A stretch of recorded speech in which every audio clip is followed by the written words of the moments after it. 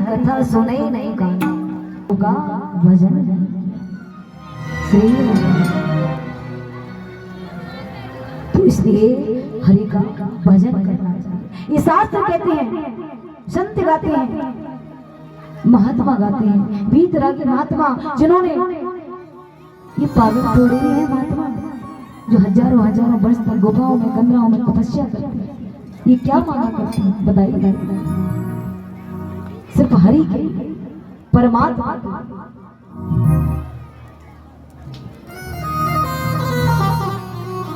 तो ये कथा सुनने का मतलब ये है, ऐसा नहीं होना चाहिए हमारा भाव कि भाई कथा में आए और गाया बजाया और चलते। अरे हमारे जीवन की जब अधोगति हो जाएगी, देखिए मनुष्य जब जन्म लेकर आता है और जन्म लेने के बाद जब यहाँ से जाता है ना हमारा ये शरीर, और हमने अगर भजन नहीं किया, प्रभु का कीर्तन नहीं किया, तो आत्मा शरीर से कहती है, बताए थे ना, ये चींटी हाथी को खींच रही है। शरीर कैसा है? चींटी की तरह सूक्ष्म, इसका कोई स्वरूप नहीं है। और आत्मा क्या है? विशाल। तो जब ये नर्तन यहाँ से जाएगा तो आत्मा कहती है, अरे मूर्ख बंदे, तूने क्या किया? मेरा जैसा तेरे पिंजरे में आना हुआ वैसे ही तूने उड़ा दिया, और तूने मेरे लिए किया ही क्या? तूने मेरे लिए किया ही क्या? तो प्रभु का भजन करना चाहिए, क्योंकि ये पिंजरे से पंछी जब उड़ जाएगा तो बड़ा पछताओगे। तन कोई छूता नहीं चेतन निकल जाने के बाद, तन कोई छूता नहीं चेतन निकल जाने के बाद, और रोएगा घबराएगा यम की। कब पछताएगा? रोएगा घबराएगा यम की आ जाएगा। ये आवागमन का चक्कर है। अगर इसे मिटाना चाहते हो तो प्रभु का भजन करो। कथा का यही सार है। श्री सुखदेव जी कहते हैं कि हे राजन, अगर आप कल्याण चाहते हो तो प्रभु का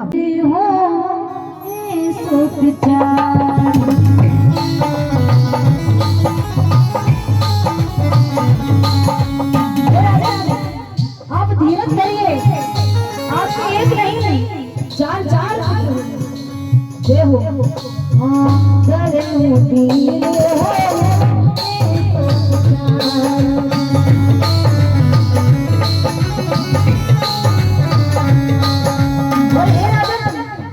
ऐसे वैसे नहीं होंगे, कैसे होंगे? हाँ, प्रभु दे देते जगत में हारी।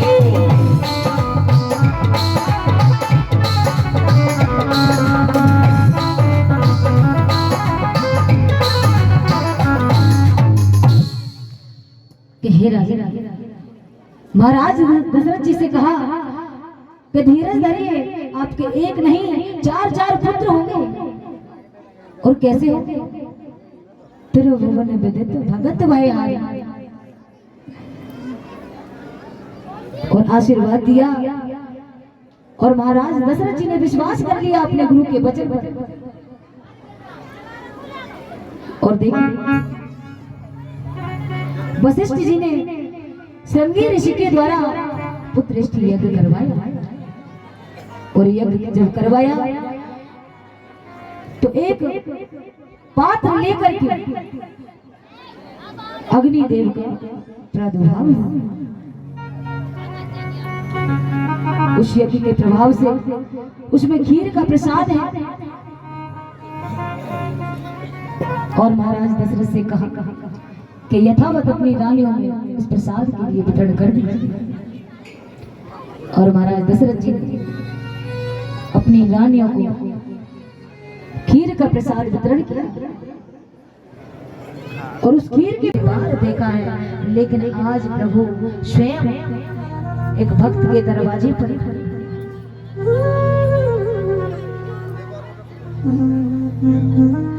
जय हो जय हो बोलिए वामन भगवान की।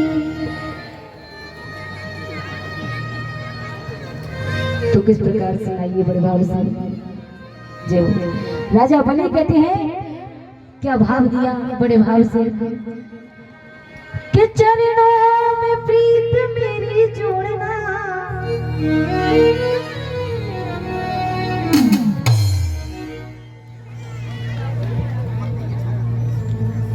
हाँ चरणों में प्रीत मेरी जोड़ना।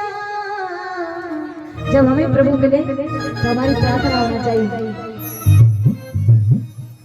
हरि जी मेरी लगन नहीं तोड़ना, प्रभु जी मेरी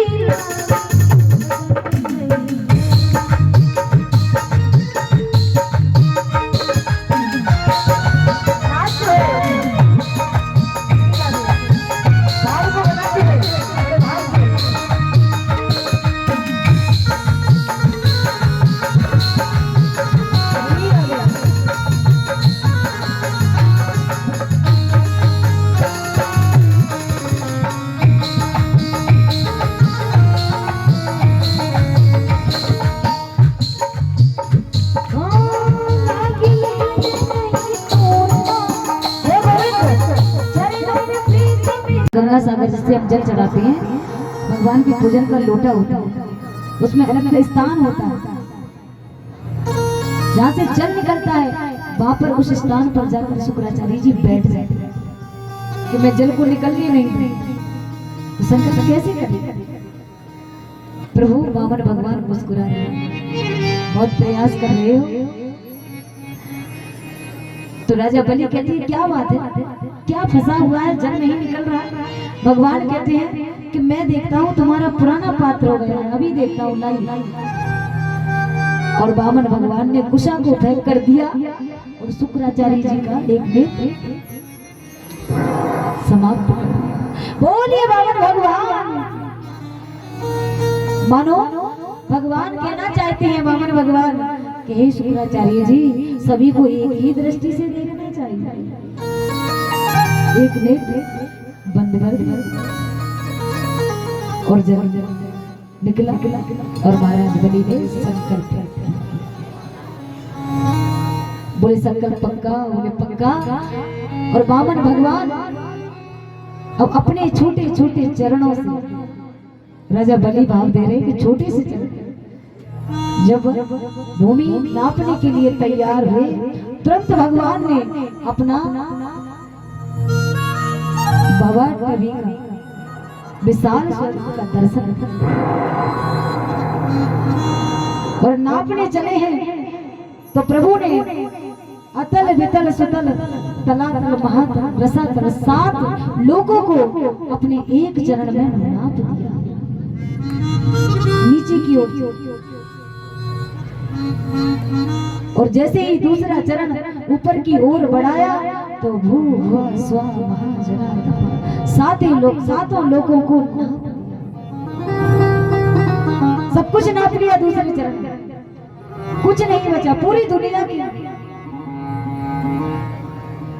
भगवान कहते राजा बलि बताओ मेरे तीसरे चरण को कहां रखा?